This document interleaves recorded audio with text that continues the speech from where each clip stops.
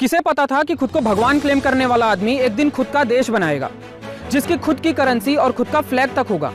यही नहीं बल्कि खुद के नेशनल एलिमेंट्स तक होंगे। और ये सब वो तब कर रहा होगा जब उसके ऊपर रेप और मर्डर जैसे क्रिमिनल चार्जेस चल रहे होंगे। जी हाँ, हम बात कर रहे हैं नित्यानंद के बारे में। तो आइए जानते हैं पूरी कहानी को। I may be using the human body, but I'm not human being.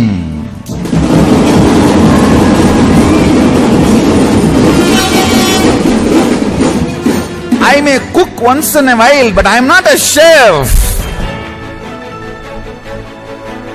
I may do the job of the guru teaching, but I'm not guru. Come on.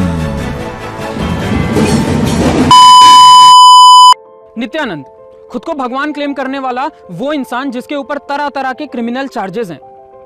कहानी शुरू होती है तमिलनाडु के एक गांव तिरुवन्नामलाई से, जहां पैदा होता है एक बच्चा जिसका नाम रखा जाता है अरुणाचलम राजेशकरम। आसपास स्पिरिचुअल एनवायरनमेंट होने की वजह से ये बाबा बनता है और 24 साल की उम्र में अपना नाम चेंज करके नित्यानंद रखता है।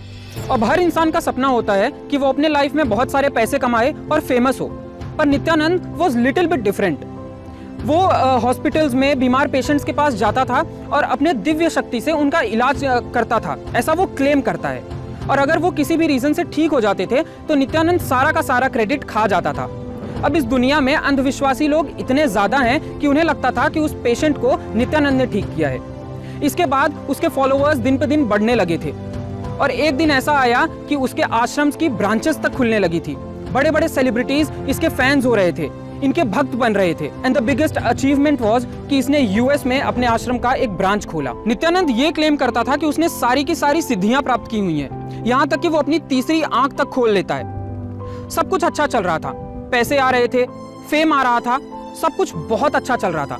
लेकिन कहते हैं ना, जब आपकी जिंदगी में सब कुछ बहुत अच्छा चल रहा होता है तो आपको संभल जाना चाहिए, क्योंकि आगे बहुत बड़ी मुसीबत खड़ी होती है। ठीक ऐसा हुआ नित्यानंद के साथ। मार्च 2010 को सन टीवी एक वीडियो टेलीकास्ट करता है जिसमें नित्यानंद और एक्ट्रेस रंजिता कॉम्प्रोमाइज पोजीशन में दिखे थे।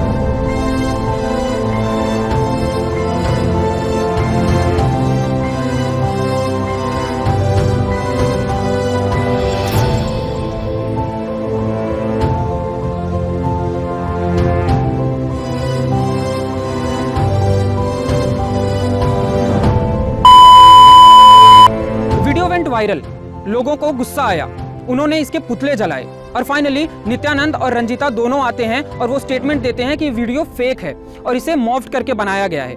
लेकिन ये वीडियो बनी कैसे, और बनी तो लीक कैसे हुई?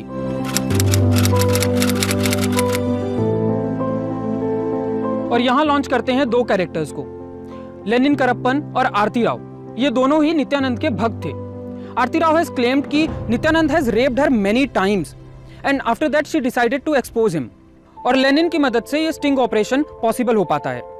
सारा का सारा पैसा, सारी की सारी फेम धरी की धरी रह जाती है। अब अगर आपने अपने पेरेंट्स को देखा होगा तो उन्हें फोन चलाना उतना ज्यादा अच्छे से नहीं आता होगा। वो कुछ ऐसे फंक्शंस होते होंगे जिन्हें लेकर कंफ्यूज रहते होंगे या उसे यूज नहीं कर पाते होंगे।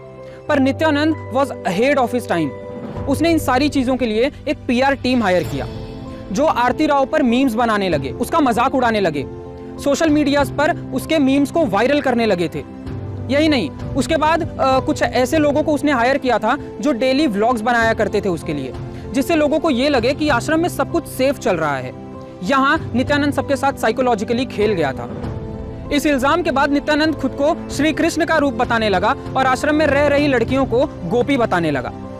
अब आपके मन में ये सवाल आ रहा होगा कि जिन लड़कियों को या जिन लोगों को आश्रम में रह के इतनी सारी प्रॉब्लम्स हो रही थी, उन्हें टॉर्चर किया जा रहा था, उन्होंने इसके बारे में किसी को कुछ बताया क्यों नहीं?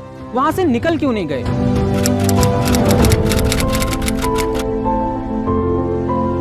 एक्चुअली भक्तों को आश्रम में एंटर करने से पहले एक कॉन्ट्रैक्ट साइन कराया जाता है जिसमें यह मेंशन होता है कि कोई भी सिचुएशन हो, कोई भी कॉन्सिक्वेंसेस हो, you can not leave the आश्रम। और अगर आपने आश्रम छोड़ा या वहां से निकलने की कोशिश की तो उन्हें बहुत ज्यादा टॉर्चर किया जाता है। उनके रिलेटिव से और उनके फैमिली से रिलेशन तोड़ने को कहा जाता है।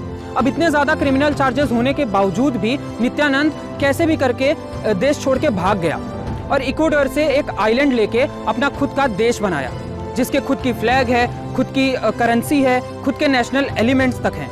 And he name that country Kailasa.